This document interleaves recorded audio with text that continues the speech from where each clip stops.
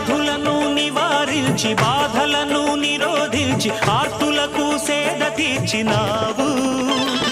శరణాగతులందరికీ సద్గతులను కలిగించి సమతామూర్తివై నిలిచినావు.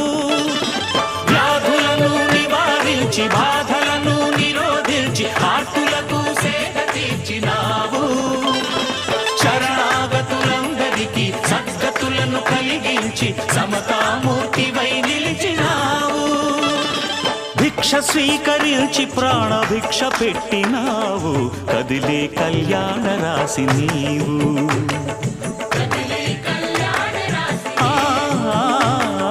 కదిలే కళ్యాణ రాశి నీవు.